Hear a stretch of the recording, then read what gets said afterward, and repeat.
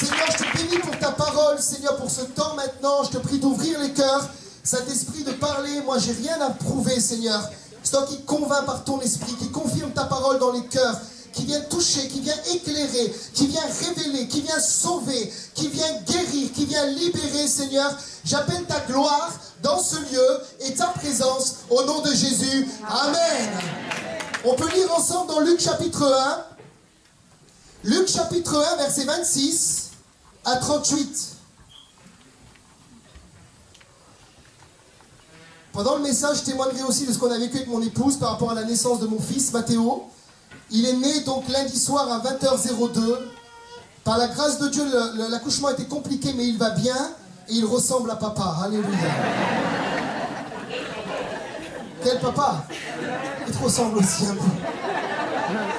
Désolé pour la belle-mère, elle est là. Mais... il n'a pas une tête de russe, il a une tête vraiment... D'ailleurs, je sais pas ce qu'on est quoi, nous? Faudra faire enfant de Dieu, ouais. Je sais pas comment dire ça pour nous, hein. Pas de test ADN, on sait pas d'où il vient.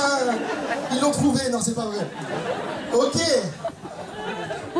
Verset 26.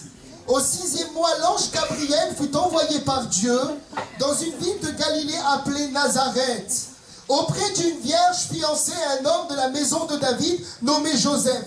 Le nom de la vierge était Marie. L'ange entra chez elle et lui dit: je te salue, toi à qui une grâce a été faite. Le Seigneur est avec toi. Dites amen à cela. Troublée par cette parole, Marie se demandait ce que pouvait signifier une telle salutation. L'ange lui dit: ne crains point, Marie, car tu as trouvé grâce devant Dieu. Et voici, tu deviendras enceinte, tu enfanteras un fils, tu lui donneras le nom de Jésus. Il sera grand et sera appelé fils du Très-Haut. Dis aussi amen à cela. Et le Seigneur Dieu lui donnera le trône de David son père. Il régnera sur la maison de Jacob éternellement et son règne n'aura point de fin. Marie dit à l'ange: comment cela se fera-t-il, puisque je ne connais point d'homme? L'ange lui répondit: le Saint-Esprit viendra sur toi, la puissance du Très-Haut te couvrira de son ombre, et c'est pourquoi le Saint-Enfant qui naîtra de toi sera appelé Fils de Dieu. Voici Élisabeth, ta parente, a conçu elle aussi un fils en sa vieillesse, celle qui était stérile est dans son 6e mois, car rien n'est impossible à Dieu. Et la réponse de Marie, Marie dit: je suis la servante du Seigneur, qu'il me soit fait selon ta parole. Et l'ange la quitta. Acclame le Seigneur pour sa parole.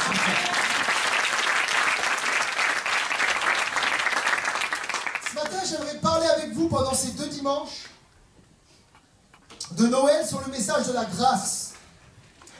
Et Dieu m'a dit très clairement: reviens sur le message de la grâce. Beaucoup n'ont pas compris aujourd'hui ce que c'est que la grâce de Dieu. Beaucoup vivent dans des jours de condamnation, de culpabilité, dans des jours religieux. Beaucoup sont tenus par toutes sortes de chaînes. Alors qu'en réalité, nous sommes dans une dispensation, dans une alliance plutôt, qui est une alliance de grâce. Dites amen à cela. Et on a vu ensemble au verset 28 que l'ange va visiter Marie, ce qu'on appelle le récit de l'Annonciation. L'ange Gabriel va annoncer à Marie qu'elle portera le Messie. Et au verset 28, il va lui dire, l'ange entra chez elle et dit: je te salue, toi à qui une grâce. Il parle à une femme qui est sous la loi. Il lui dit: une grâce a été faite, le Seigneur est avec toi. On peut se poser la question ce matin: pourquoi Dieu a fait grâce à Marie? Pourquoi il a choisi Marie et pas une autre vierge? Il y avait d'autres vierges en Israël. D'après la loi de Moïse, les gens restaient purs. J'aimerais te dire, je n'ai pas la réponse ce matin, mais je sais une chose, c'est peut-être qu'elle ne le méritait pas comme tu ne le mérites pas ce matin, mais Dieu voulait juste lui faire grâce. Viens, amen à cela. Il faut qu'on sorte de notre tête la pensée du mérite. C'est la grâce. Verset 30. L'ange lui dit encore une fois: ne crains point, Marie, car tu as trouvé grâce devant Dieu. Dis à ton voisin: tu as trouvé grâce devant Dieu ce matin. Tu as trouvé grâce devant Dieu. Et écoutez bien ce matin, j'aimerais vous dire une chose, bien aimée, c'est que ce matin, la même grâce qui a été faite à la Vierge Marie est la même grâce qui est faite à chacun d'entre nous. Dis amen à cela. La grâce qu'elle avait dans sa génération était de porter en elle le Sauveur.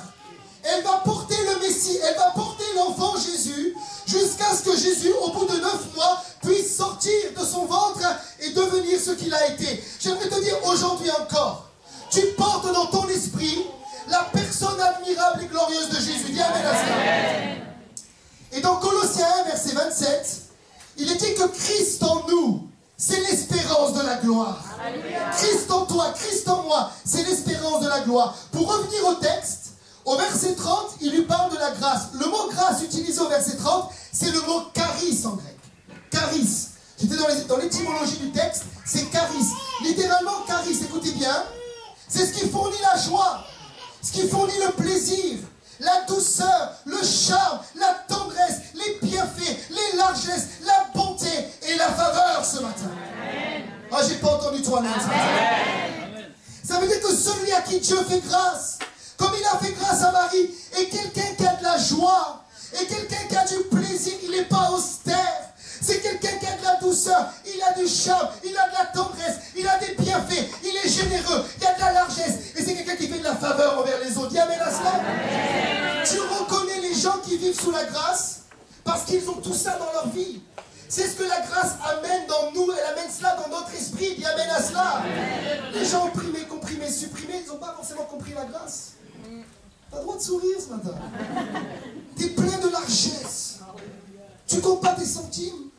Tu sais que la grâce de Dieu est sur ta vie. Qu'est-ce que c'est la définition de la grâce? La meilleure définition pour moi. La grâce, oh, j'aime tellement ça, c'est être, ferme tes yeux, écoute, favorisé par Dieu. Amen. Et d'ailleurs, écoutez bien, le verset 28, dans le grec, c'est pas le même mot. C'est plus le mot charis, c'est le mot charitou en grec. Et charitou, ça veut dire littéralement grandement gracié, grandement favorisé. C'est comme si l'ange dit, je te salue, toi qui as été grandement favorisé, grandement gracié par le Seigneur. Est-ce qu'il y a des gens comme moi ici qui se sentent grandement favorisés? Ça veut dire que, ah là là là là, tu marches, tu vis, partout où tu vas, tu cours, tu fais tes courses, tu vas dans les aéroports et tu sens que tu es un favorisé de Dieu. Et je vous assure que c'est vrai, je sens dans ma vie, il y a une faveur. Je ne vous dis pas tout ce que je vis, je m'en viens comme José qui a raconté à ses frères son rêve et après ils ont voulu le tuer. Hein. Mais si je vous expliquais ma vie, je suis un favorisé de Dieu. Et je vis, je me lève le matin, je vois des portes qui s'ouvrent dans ma vie, j'ai rien demandé. Je parle de faveur imméritée, je ne suis pas meilleur que vous, je prie peut-être pas forcément plus que vous, en tant que pasteur un peu plus quand même, mais c'est pas ça forcément la clé, c'est la grâce. J'ai reçu hier une invitation pour aller prêcher à Marrakech. Je serai à Marrakech avec le prophète Jérémy Soudry du 6 au 9 pour une conférence. Je prêche en Grèce au mois d'avril. Mais quand je reçois ces invitations, je dis, mais pourquoi moi, comme Marie? Je ne suis pas meilleur que les autres. Je vois dans ma vie des choses qui se passent, mais je dis, Seigneur, je suis juste un favorisé de Dieu. J'aimerais te dire, ce matin, si tu as Jésus dans ta vie, tu es un favorisé de Dieu.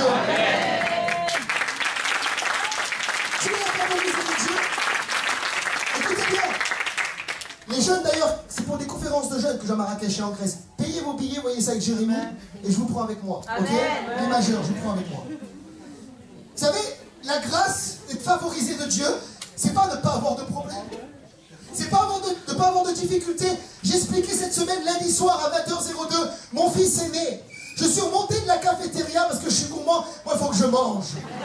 Et j'ai mangé une pizza dans le réfectoire où Fabienne de Caddy mange ses pizzas normalement. Alléluia. J'avais un bon pour ça. Et quand je remonte, écoutez, c'est bizarre, je sens un esprit de mort. Je remonte et j'explique à mon père, je sens une pression spirituelle. Je ne peux pas expliquer, tout va bien, la maman va bien, et tout va bien, mais je sens qu'il y a quelque chose qui ne va pas. Et je rentre dans la chambre, et je dis à mon épouse, je ne me sens pas bien, je vais aller prier, ou me reposer à côté, il y a quelque chose qui ne va pas. 2 minutes après, le cœur de l'enfant descend à 40. Et là, ils disent, urgence, ils appuient sur un bouton rouge, des gens rentrent, et des gens qui sont là pour opérer, et ils avaient 10 minutes pour faire une césarienne. L'enfant avait un double cordon plus un nœud. Et ils ont sorti l'enfant en 8 minutes. Et là, je me revois sortir et dire au Seigneur, Seigneur, tu m'as fait des promesses, ta grâce est là. Mais dans mon esprit, c'est comme si tu attendais que je parle comme Abraham a parlé. Seigneur, quoi qu'il arrive, je continuerai à te servir. Je sais que tu attendais ça. Il attendait ça de ma part. J'aimerais te dire une chose, en 8 minutes, ils l'ont sorti. Ma soeur m'expliquait qu'elle a une amie à elle, l'enfant a eu le même problème, l'enfant est décédé. Pourquoi moi il a vécu, pourquoi il est décédé? Je ne suis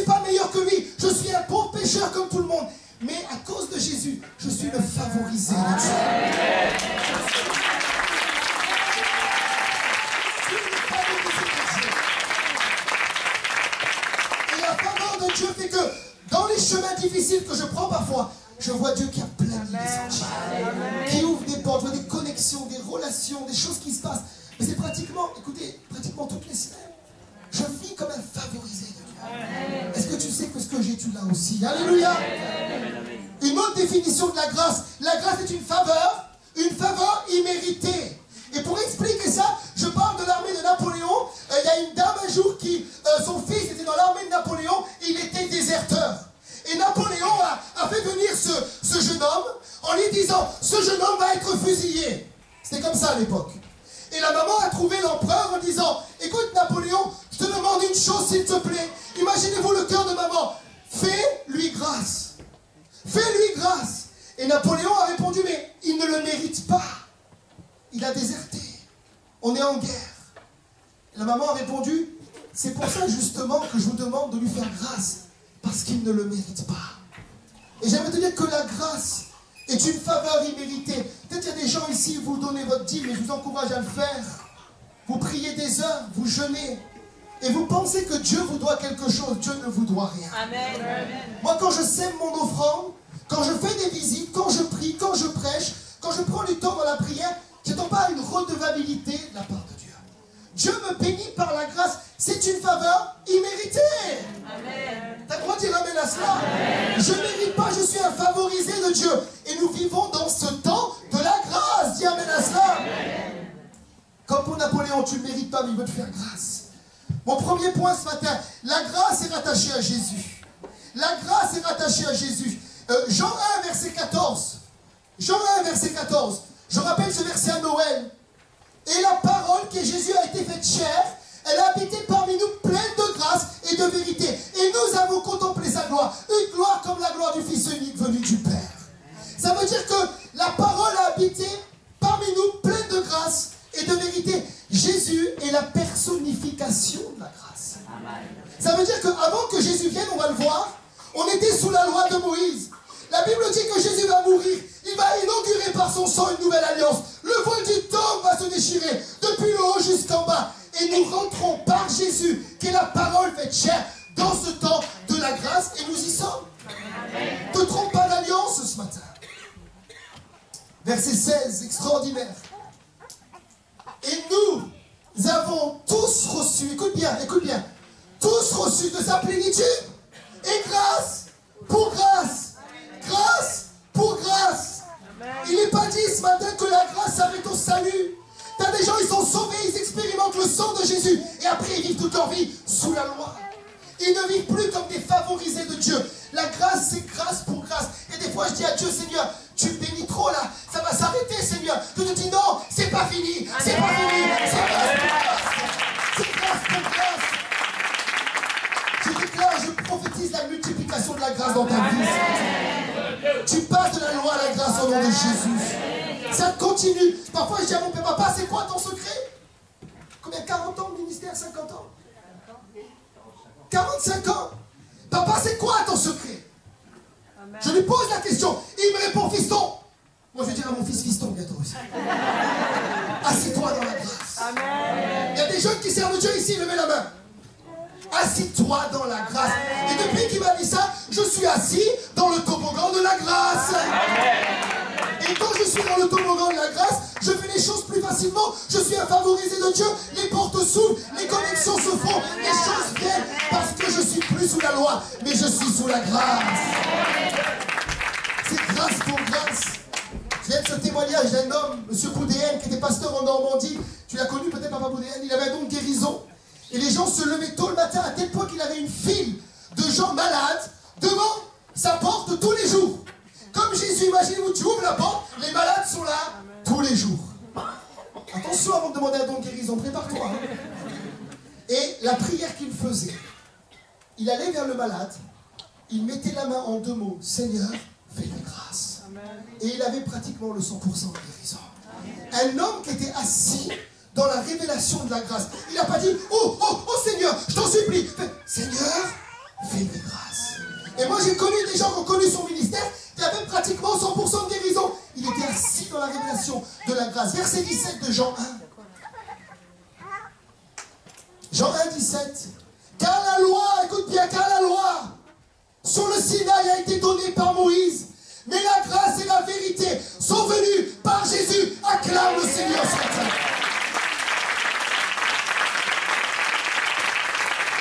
Ça veut dire que, écoutez bien, normalement un chrétien qui prie vraiment le Seigneur, qui passe du temps dans la présence de Dieu, est un chrétien rempli de grâce. Amen. Parce que Jésus est la personnification de la grâce. Moi, quand je fais des erreurs, et j'en fais, je rentre dans sa présence, je ne sens pas un jugement, je ne sens pas une condamnation. Parfois, il y a une conviction de péché qui est là, oui, mais ce que je sens, c'est la grâce de Dieu sur ma vie. Amen. Il m'aime, il veut me faire grâce. Je fais plein d'erreurs, mais sa grâce est plus grande que mes erreurs ce matin.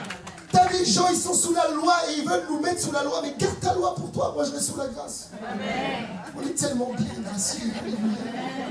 Aussi bien que mon fils dans le ventre de sa mère avant qu'il naisse, il avait chaud, 37 degrés, alléluia. On est tellement bien et la grâce de Dieu change et a changé ma vie. Le ministère de Jésus était un ministère de grâce. Jean chapitre 8, extraordinaire, versets 3 à 5. Jean chapitre 8, versets 3 à 5, la femme adultère. Alors les scribes et les pharisiens amenèrent une femme surprise en adultère. Et le plaçant, écoutez bien, ça c'est les religieux. L'amour couvre le péché, la religion place au milieu du peuple. Ils dirent à Jésus, Maître, cette femme a été surprise en flagrant délit d'adultère. Moïse, dans la loi, nous a ordonné de lapider de telles femmes. Toi donc, Jésus, toi donc, que dis-tu? Verset 7 et après verset 11.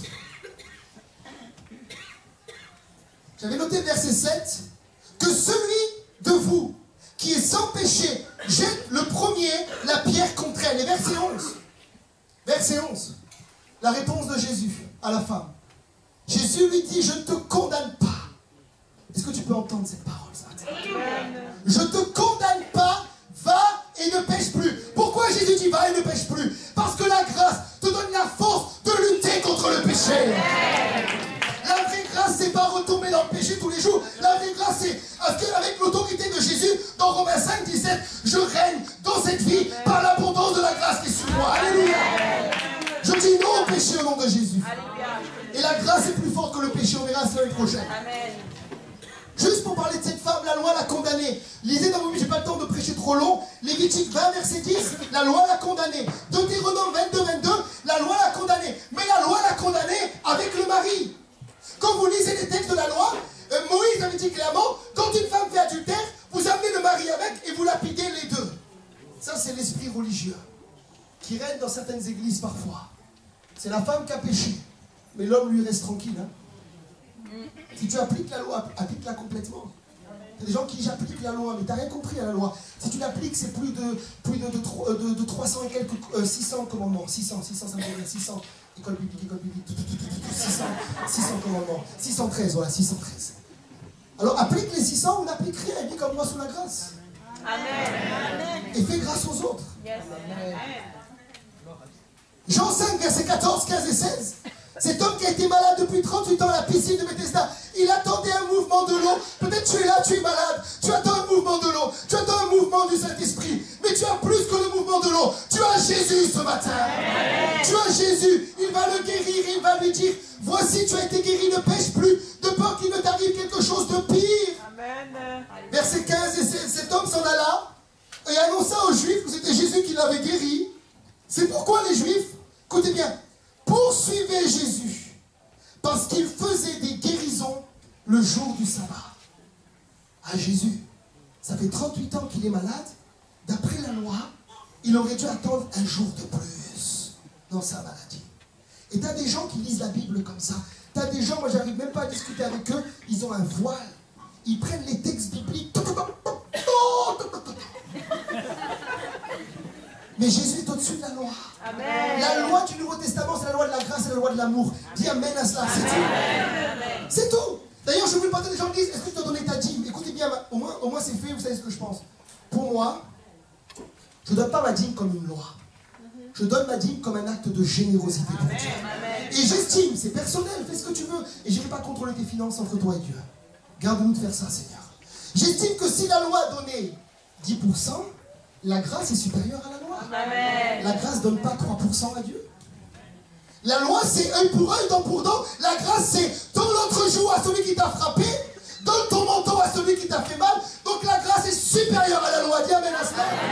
Mais tu ne le vis pas comme une loi mosaïque, tu le vis avec joie et avec amour. Merci pour ton amen. Quand tu vas en Israël, c'est vrai ou pas? L'ascenseur, le jour du Shabbat, s'ouvre tout seul. C'est vrai ou pas? Il fait tous les étages. T'attends 1, 2, 3. Parce que les Juifs n'ont pas le droit de mettre le doigt sur le bouton de l'ascenseur le jour du Shabbat. C'est Shabbat. On fait rien, mon fils. Rien. Même pas l'électricité, on allume. Shabbat.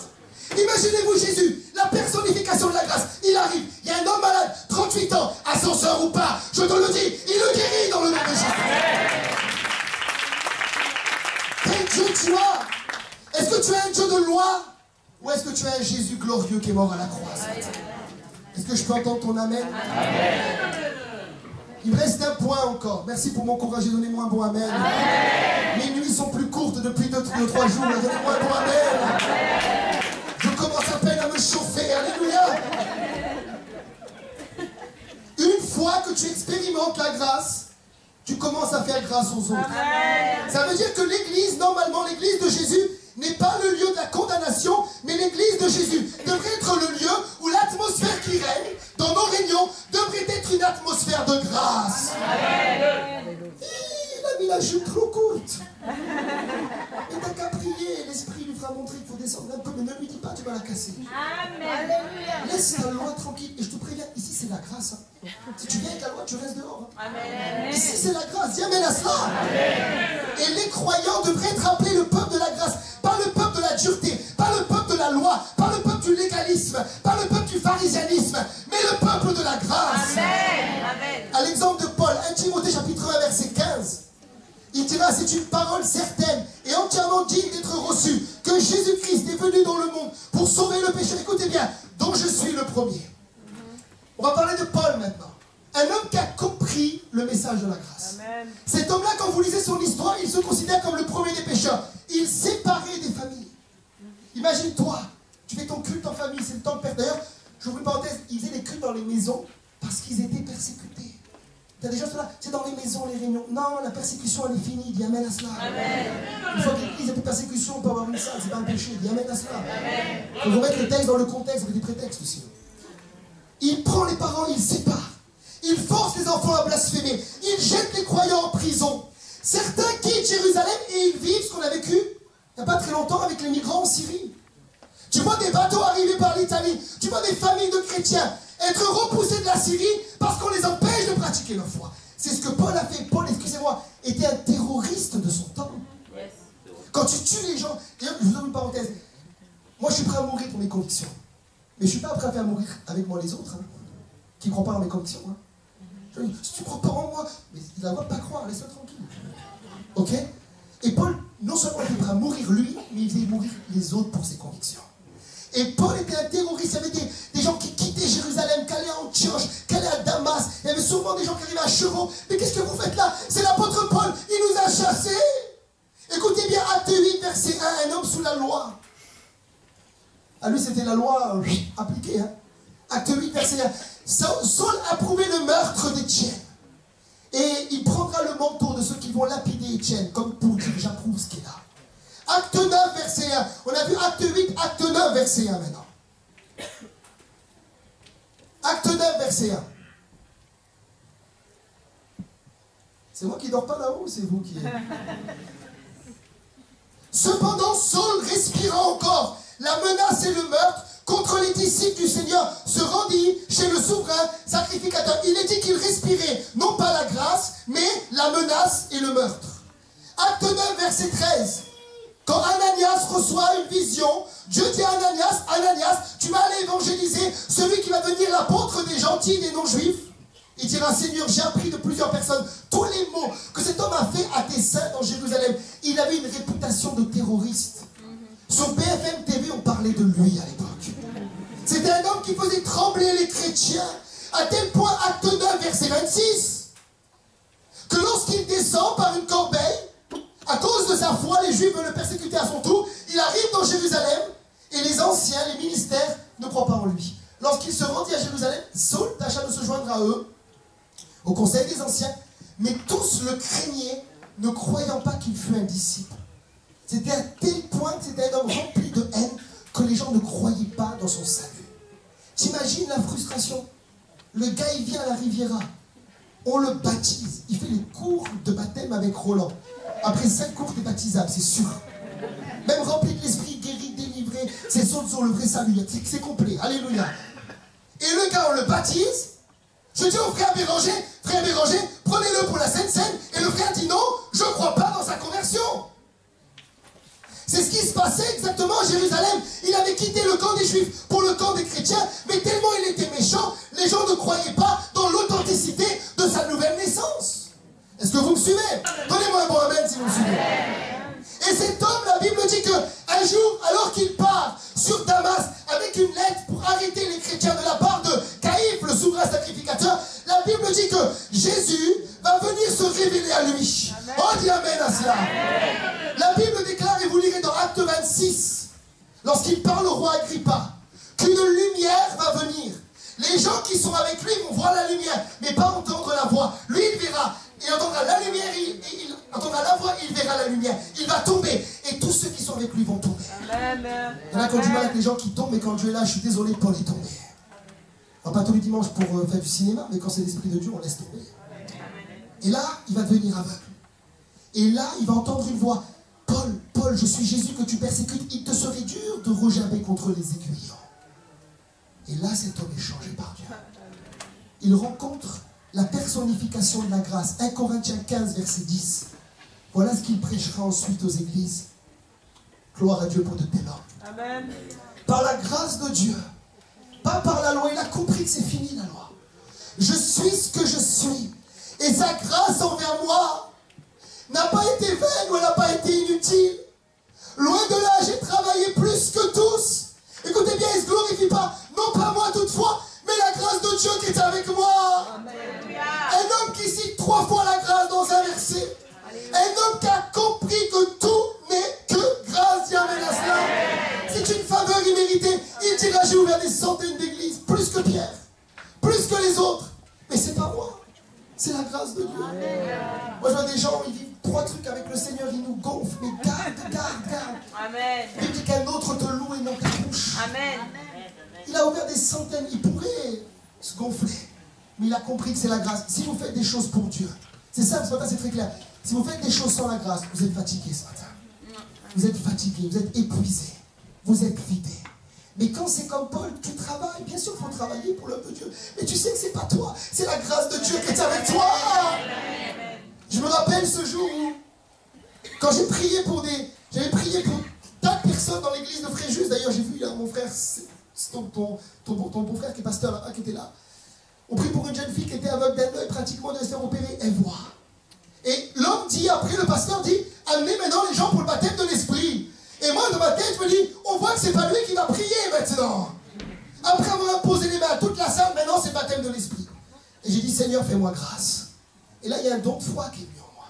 Et Dieu m'a dit, perds pas de temps, tu dis 1, 2, 3 et fais-les tous parler en langue. J'ai dit, regardez-moi bien tous, regardez-moi. Je dis, regardez-moi. Comme l'homme dans Acte 3, regardez-moi. Je n'ai ni argent ni or, mais ce que j'ai, je te le donne. J'ai dit à 3, vous allez tous parler en langue. 1, 2, 3, recevez cet esprit. Ils ont tous été baptisés de l'esprit. Mais c'est pas moi j'étais épuisé. C'est la grâce de Dieu. Amen. Les gens me disent, t'as fait 18 émissions de télévision avec le décalage horaire. Est-ce que t'es fatigué? Bah écoute, juste une fatigue normale. Mais en réalité, je me sens bien. C'est pas moi. C'est la grâce de Dieu. J'ai pas lu mes notes toute la nuit jusqu'à 5 h du matin. Moi, la nuit, je dors. Amen. Si t'appelles un pasteur, appelle mon père la nuit, m'appelle pas moi je dors la nuit. Il me faut mes 7-8 heures, sinon je suis insupportable. J'ai besoin de sommeil, et j'ai besoin de manger aussi, désolé. J'ai encore un corps, je suis pas juste un esprit. Mais 18 émissions, c'est la grâce de Dieu. Si tu es fatigué, c'est que tu travailles, et tu n'es pas assis dans la grâce ce matin. Tu es assis dans tes efforts, tu es assis dans la loi. Et Jésus dit, sans moi, vous ne pouvez rien faire. J'espère que je parle à quelqu'un. Amen. Ok. Je suis sorti de mes notes. On retourne. Ok. Je termine ce matin. Le message de Paul, suite à sa rencontre avec Jésus, était un message de grâce. Je m'inquiète quand je vois des gens qui rencontrent Christ et qui ne sont pas remplis de grâce. Je me pose la question, ont-ils rencontré le bon Jésus? Ont-ils rencontré le vrai Jésus? ont-ils rencontré celui qui pose un regard d'amour sur nous? Ont-ils rencontré celui qui ne juge pas, qui ne condamne pas, celui qui gracie, celui qui dit combien de fois pardonnerai-je, dira Pierre, 7 fois, 77 fois, ça veut dire à l'infini. Est-ce qu'ils ont ce Jésus dans leur cœur? Ou ils ont un Jésus dur? Si c'est ton Jésus, c'est pas le bon Jésus, il faut que tu changes ce matin. Acte 14, verset 3, il prêche à Icône, en Grèce.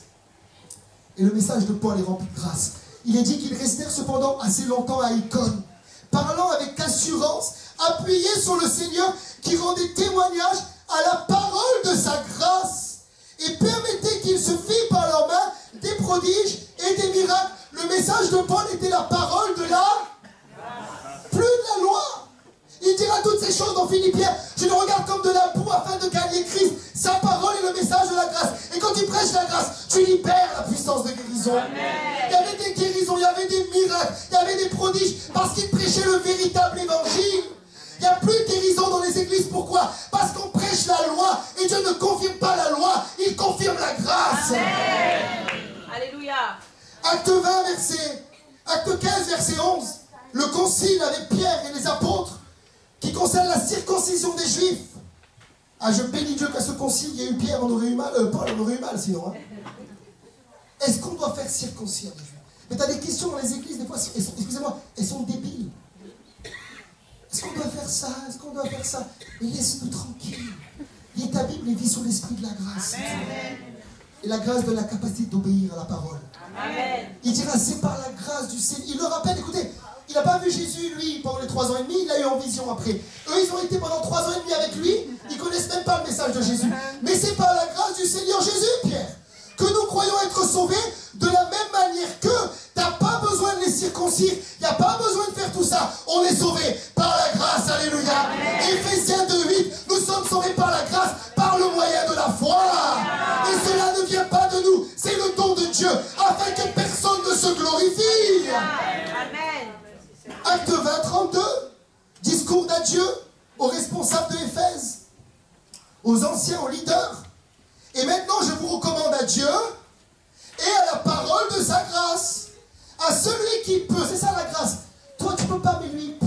Amen. Édifier et donner l'héritage avec tous les sanctifiés. Je te rappelle que la sainteté, le vrai message de la sanctification, c'est pas la loi, c'est la grâce. Amen. Il recommande les gens à la parole de la grâce. Amen. Je conclus ce matin. Pendant qu'Edwige se prépare à venir, s'il te plaît. Nous sommes dans une alliance qui a été inaugurée par Jésus. Cette alliance est l'alliance de la grâce. Nous devrions être le peuple de la grâce. Et au lieu de ça, on s'éloigne de ça. Au lieu de ça, on a un regard dur, on a un regard méchant. Vous savez comment ça se passe? Ça se passe par le fait de juger dans son cœur. Peut-être certains ont jugé ce matin, ceux qui ont chanté, dansé, ou le pasteur qui a sauté avec eux. Et moi, je suis sous la grâce. Amen. Le problème, c'est si avec le même corps, je danse le samedi soir en boîte de nuit, et j'offre mon corps à Satan, et le lendemain, je l'offre à Dieu, et mon corps est sanctifié. Nous sommes sous la grâce ce matin. Et j'aimerais te dire une chose, c'est que le peuple de Dieu est appelé à être le peuple de la grâce. Parfois, les gens nous disent, pasteur, vous ne prêchez pas assez dur à la Riviera. Vous devriez prêcher plus dur. Vous devriez le dimanche matin prendre une Kalachnikov et rappeler que Dieu est saint. Moi, j'aimerais te dire une chose, c'est que la plupart des gens qui sont là ont une vie brisée, ont eu un cancer pour certains, ont eu un foyer détruit. Moi, j'ai des entretiens la semaine avec des gens qui n'ont pas connu leur père, ils n'ont pas connu leur mère. Il y a des gens ici, ils sont 3 qui sortent de prison. Ils sont là ce matin. Est-ce que mon but, c'est de les allumer? Encore plus, comme Paul faisait avant, ou c'est de prêcher la grâce. Quand tu me dis, pasteur, sois plus dur, tu ne sais pas ce que tu me dis. Mon Sauveur m'a donné pour son Église un message de grâce. Parce qu'on n'est plus sous la loi, mais nous sommes sous la grâce. Dis amen à cela. Galates 3, verset 3. Êtes-vous tellement dépourvus de sens? Après avoir commencé par l'esprit, voulez-vous maintenant finir par la chair? Ils avaient commencé par la grâce, par l'œuvre de la croix, par l'esprit. Et les Galates étaient retournés à ce qu'on appelle les œuvres de la loi. Lisez le contexte. Regardez bien ce que Paul leur dira. Je termine Galates chapitre 1, verset 6. Je m'étonne de ce que vous vous détourniez si promptement de celui qui vous a appelé. Par quoi? par la grâce de Christ pour passer à un autre évangile. Ils étaient remplis de loi, mais il n'y avait plus la grâce au milieu d'eux. Et Paul dit, les miracles que vous voyez sont faits par la foi et par la grâce, plus par la loi. C'est terminé, le temps est fini. Vous savez, je termine et je ne pensais pas le dire ce matin. Mais Dieu m'a dit dans mon culte passionnel, explique cela à l'église. Vous savez, moi j'ai mis du temps, je suis fils de pasteur, j'aurais dû être le premier converti au milieu de vous. J'aurais dû être le premier à accepter Jésus dans ma vie. J'aurais dû être baptisé dans ces réunions de jeunes à l'âge de 11 ans ou 12 ans. Mais j'ai pris mon baptême à l'âge de pratiquement 18 ans. Pendant des années, j'ai résisté à Dieu. J'ai résisté, je ne voulais pas aller au culte le dimanche matin. Je ne voulais pas aller le mardi soir. Je fuyais les réunions évangéliques. Parce que dans mon cœur, je voyais tellement de gens légalistes, tellement de gens durs qui appliquaient la loi, que je disais, Seigneur, moi je n'ai pas la force de faire ce qu'il faut. Et j'ai lutté contre le Seigneur pour ma conversion. J'ai vécu dans le péché, je sortais, je fumais, je buvais, je flirtais, je me bagarrais. Et de toute manière, moi, la vie chrétienne, c'est pour les très très spirituels. Moi, je n'ai pas la capacité d'être chrétien. Moi, je sais juste blaguer avec mon frère, faire des bêtises. Et j'ai résisté des années. Jésus m'appelait. Mais quand j'arrivais à l'église, je voyais ce chrétien tellement saint qui me regardait. Je dis, mais laisse tomber, mieux vaut fumer ton shit plutôt que de ressembler à lui. Et j'ai résisté à Dieu. Jusqu'à l'âge de 18 ans, quand je suis monté à Mulhouse, le pasteur Jean-Peter Schmitt, qui est un homme rempli de grâce, a mis la main sur moi. J'ai senti la puissance de l'amour et de la grâce de Dieu. Et j'ai dit, j'abdique, Seigneur, c'est ça l'amour de Dieu. C'est ça la grâce. Oui, je suis un pécheur, oui, je suis un vaurien, oui, je suis un moins que rien. Mais tu vas faire quelque chose avec ma vie. Et ce jour-là, ma vie a été transformée par la grâce de Dieu. Et peut-être tu es dans le même cas que moi ce matin. Tu devrais être en haut et tu es en bas. Tu te sens constamment sous la condamnation. Tu sens que c'est impossible pour toi d'accomplir par tes propres efforts la grâce de Dieu, le plan de Dieu. Moi j'aimerais te dire ce matin, comme j'aurais aimé qu'on me le dise un jour, la grâce de Dieu est disponible. La grâce de Dieu est disponible. Moi je ne suis pas un TTS. Moi je n'ai pas été libéré de l'alcool du jour au lendemain. Il y a eu un travail de la grâce en moi. Et j'ai pris une victoire, et deux victoires, et trois victoires. Et j'ai frappé le péché jusqu'à être délivré totalement par la grâce de Dieu. J'ai saisi la grâce. J'ai touché le corps du de Jésus. Et j'aimerais ce matin demander au groupe de venir. Et j'aimerais que les personnes qui sentent que ce que j'ai dit à la fin est pour eux, vous êtes là et vous vous sentez comme le vilain petit canard de l'église, incapable d'accomplir les œuvres de Dieu. Tu te sens sale, tu te sens jugé, tu te sens condamné, tu n'arrives pas à donner ta vie à Jésus. Tu penses qu'on est encore sous une religion, alors qu'en réalité on est sous la grâce. Viens devant, on va prier ensemble. On peut se lever ensemble. Là. On peut se lever ensemble. Nous sommes le peuple de la grâce. Commence à prier. Commence à prier. Ceux qui ont besoin d'une touche de la grâce, approche-toi maintenant devant. Approche-toi maintenant devant. Approche-toi rapidement. S'il te plaît, ne fais pas attendre, la grâce de Dieu est là. Viens.